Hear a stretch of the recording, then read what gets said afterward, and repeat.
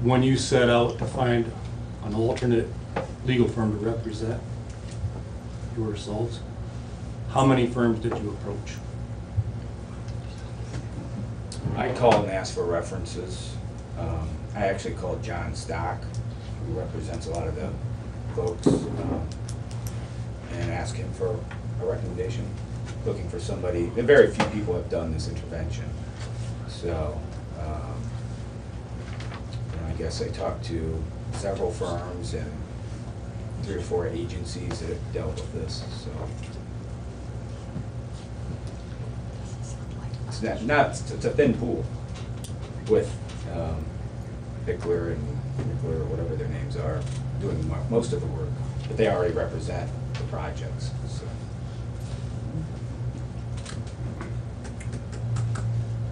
Yes. Chris Eichholz, Bloom Township. I know the townships have intervened against in the Republic Wind project, except for one has not done either. Are you guys for or against the projects? I mean, you didn't specifically say in your motion there. Yeah, we haven't had that Okay. conversation. I didn't know if you had yet. Yeah. Okay, thank you. Anything else? Yes.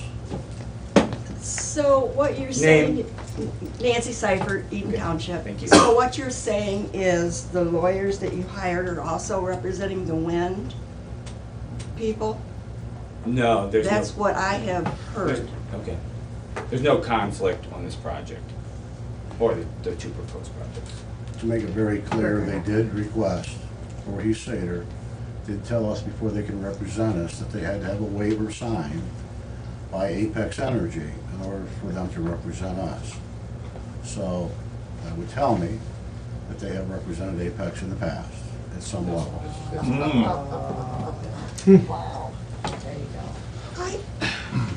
So I'm not certain how we can say they didn't represent the wind company. On these projects. I'm not saying they did. Well, I mean, They again- represented, they're a proponent, lawful. The problem is, sometimes we get half answers. The fact is that they had asked us and told us they couldn't represent us until they get a waiver from Apex Energy in order to allow them to represent Seneca County. I guess what I don't understand is, so far, we have had no say in this, that the 2 of you have had the say for everyone. I feel that you don't care enough to come to any of the meetings for the anti-wind to hear why we're against this. It's the wind companies that are publishing the statements for the health part of it, and I would think that you guys would be a little bit of compassion for that. Then you decide to hire this firm. When do we get a say on any of this? Are you gonna pay for this out of your pocket? How much can we be taxed upon taxed with no say? We have been, Eden Township is a farm community. How can someone come in from out of the country or out of the state and come in and say, this is what we're going to do? Majority, I thought that's what it was in this country, but that doesn't seem to be it anymore. There are some people in this room was lied to and told they had to go ahead and they had to sign, they couldn't get out of it. What's going on in our country? Where's the Christianity, the compassion, the caring of the people that are supposed to be represented by you people?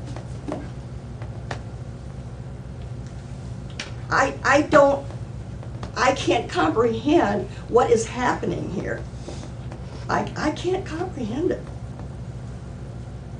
And it hurts. We pay our taxes, we follow the laws, we follow the rules, and it just seems like some of you could just, we're gonna do what we wanna do, and it doesn't matter what you think. Thank you. Any other comments? Yes, Mr. Thompson. She asked us several questions, neither one of you said a Well, word. I'd like we're to not, hear an we answer. can't, we're not gonna have a debate here. I mean, if But- they wanna have conversations with the commissioners outside the meeting, they're welcome to ask the questions. But yeah, I they understand. got nothing to say. I understand, but unfortunately, this is not the forum to do that. You know, if you wanna talk to the commissioners individually, you're welcome to do that.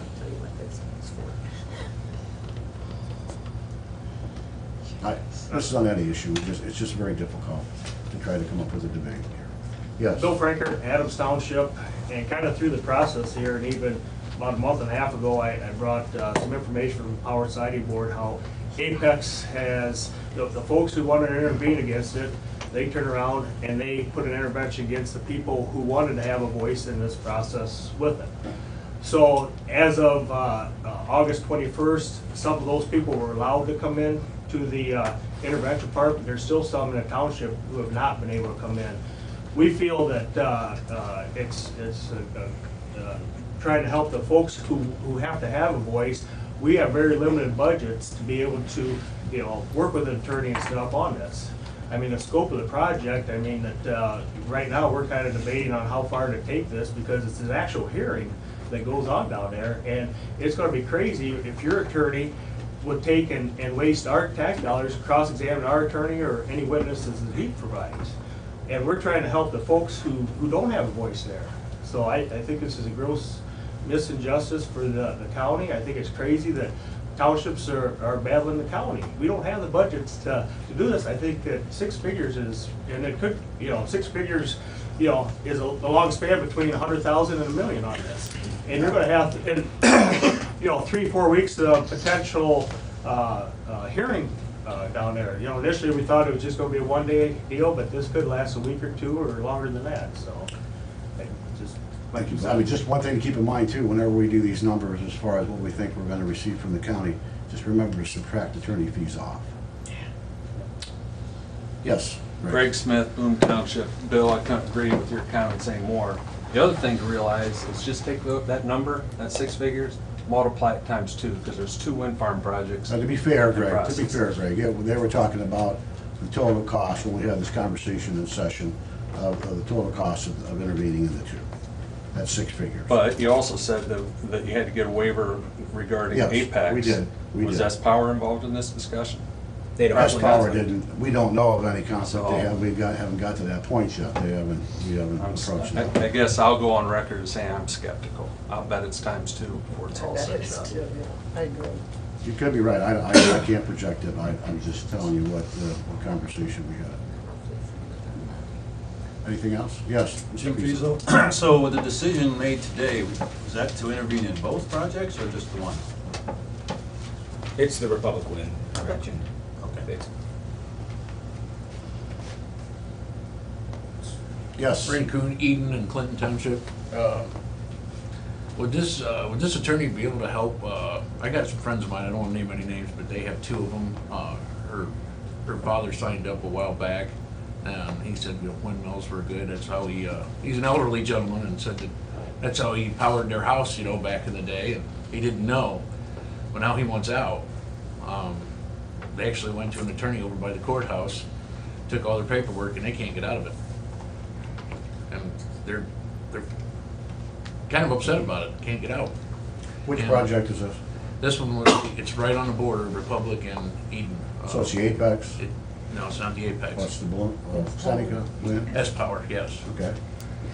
They have 2 they'd like to get rid of, and he's up in age. I can give you the names of the folks representing Seneca Wind, and some folks have said that they have publicly stated that they will let people out of leases. I don't know whether or not. Apex. Pardon me? That was Apex. That was Apex? Okay. Apex also said that they would take care of all the water systems if the well waters all get breached. They said 300 homes, and she said, yep. I guess the place to start would be the representatives from S-Power, and we'll give you those numbers that they can call. Anything else? Okay, 10:53, we are adjourned. Oh, are they?